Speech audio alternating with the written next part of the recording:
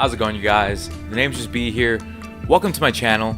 If you guys are new to this channel, well, happy holidays and welcome. If you guys have been following me up to this point, well, welcome. And today I'm going to talk to you guys about something that happened to me about 2 years ago around this time.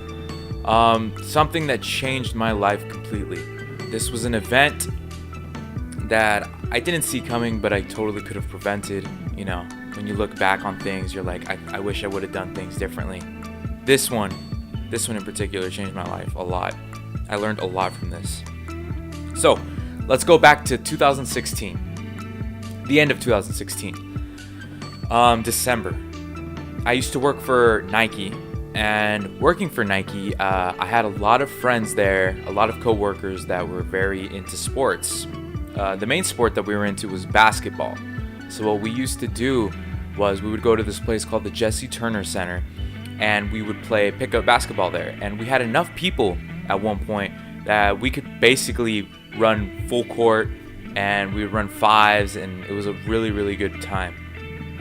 On this particular day, we had played probably 7 games, and we were all very extremely tired. We were about to, leave. I actually had work that day, if I remember correctly. Yeah, I did. One of my friends decided to say, basically suggested, hey, let's play one more game, winner take all. And us, with our competitive nature, of course, we agreed to it. My body was tired. It was at the point of cramping. Well, it was cramping, honestly. And it happened so quickly. I was running the fast break. I was going to catch an overhead pass from my teammate. And when I landed, instead of my knee, normally bending like this, it kind of bent sideways, and I heard this pop, this disgusting pop that to this day chills my bones if I were to hear it again. And I fell to the ground, and it was at that very moment and instance that I knew something was terribly wrong. I was wincing in pain. All of my coworkers came to my aid. Shout out to my coworkers. You guys know who you were that day. And they helped me. They helped me up. They took me to my car. And mind you, my leg was starting to get big, Luckily, I say luckily, even though this was a really bad thing, it was my left knee. So that being said, I was able to drive myself over to the emergency room. Yeah, that's right. I drove myself there by myself.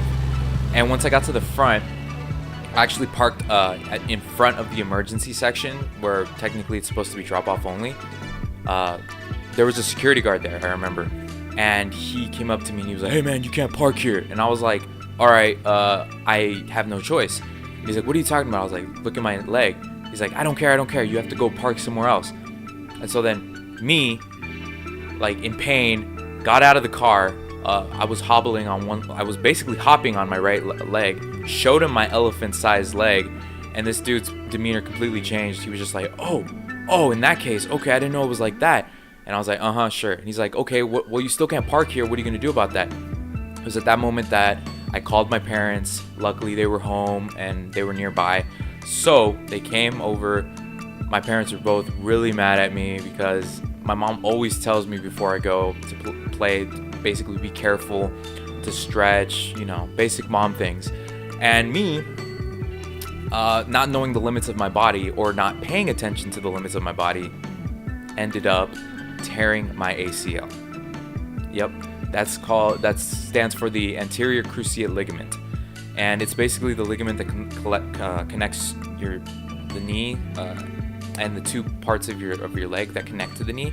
So by tearing that, anytime I impact on my leg, it has the potential of slipping, and that slippage could cause even more tears or who knows what else, nerve damage. Dang.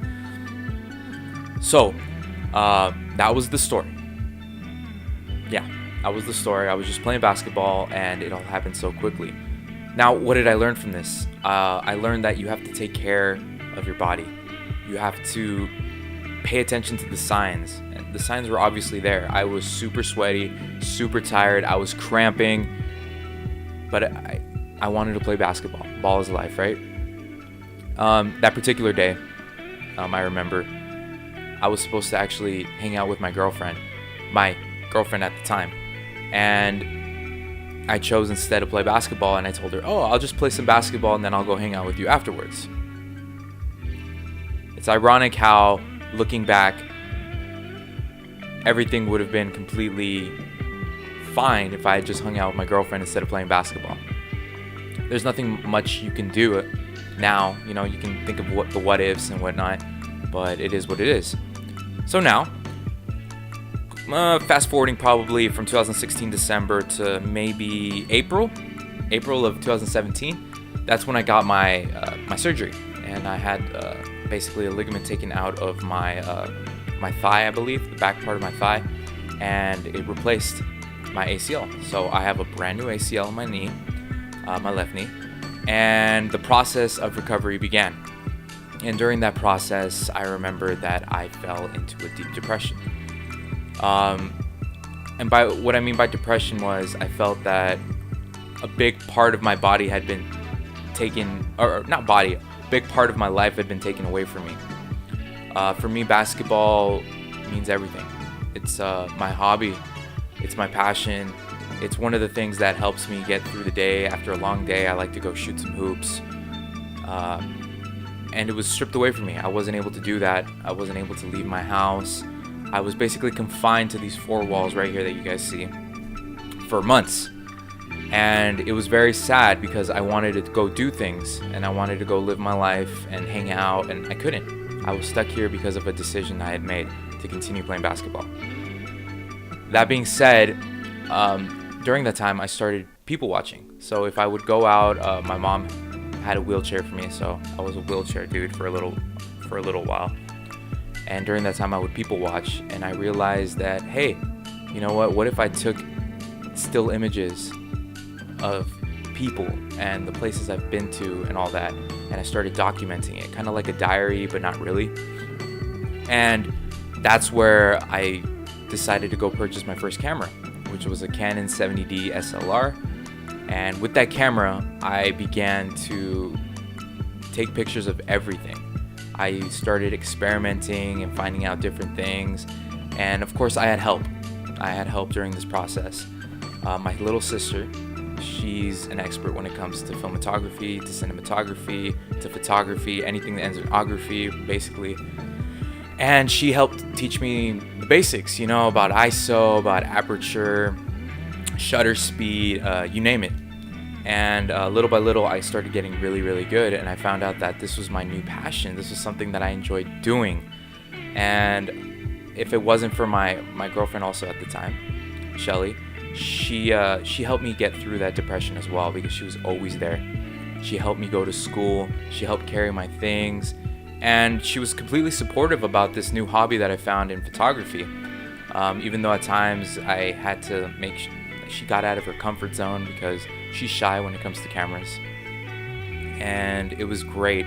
Photography changed everything, changed the game for me, because even though I couldn't run, even though I couldn't jump, I could still take pictures.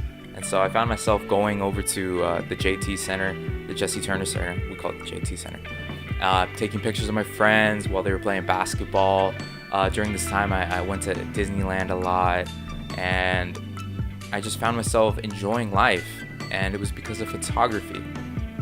Photography saved my life. I'm not even kidding, because I was so messed up. I didn't know what I wanted in life. I felt like I was stuck, felt like I was in a hole, and photography came and gave me a helping hand and said, hey man, look, life isn't all that bad. Let's take some pictures. And so now I've since upgraded to the new Fujifilm X-T3. This is the X series, and I love this camera to death. It's an amazing camera. I love that it can take 4K video. I love that it takes 24 megapixel stills. It's amazing, and the dynamic range is crazy, so I can edit. That's another thing. So I've learned how to edit photos, how to edit videos, and of course now I have my YouTube page, and that stemmed from that newfound passion in photography. I also have my own photography page on Instagram if you guys want to follow me. It's Thenamesjustb_photography, and I have little less than 400 followers, nothing too crazy, but I mean, if you guys want to follow, that'd be great. And yeah, that was my story. I hope you guys enjoyed it. It's been pretty much 2 years since that's happened, and I can proudly say that I'm close to 100. Of course, I'm still really careful, and now I'm very cautious when I play basketball or any sort of physical activity, and I make sure to stretch. Yep, that's the old man in me coming out. I have to stretch now. I'm not as young as I used to be, and I have to realize that my body isn't the same, isn't as elastic, and it can't take the impact. So the one thing to take away from this experience was life isn't as bad as it is, as you make it out to be. You can find passion in the most random of places, and you have to pay attention to your body. Your body will give you signs of wear and tear, and you just have to make sure that you prevent it as much as you can. Take care of your body. I find myself eating better now. I find myself actually thinking twice before I jump for a loose ball. I think twice before I go running at full speed. And it sucks that it took this event in order for me to learn my lesson. But I can proudly say that I came out a stronger person because of it. And it's great. Now I have different passions. My YouTube channel, I'm close to 100 subscribers at this point. And it's just a good feeling. I have a bright future ahead of me, I think. And it's nice. So I hope you guys enjoyed this video. Make sure to leave a like, subscribe, and hit the bell for notifications. Thenamesjustb here. You guys have a great rest of your day.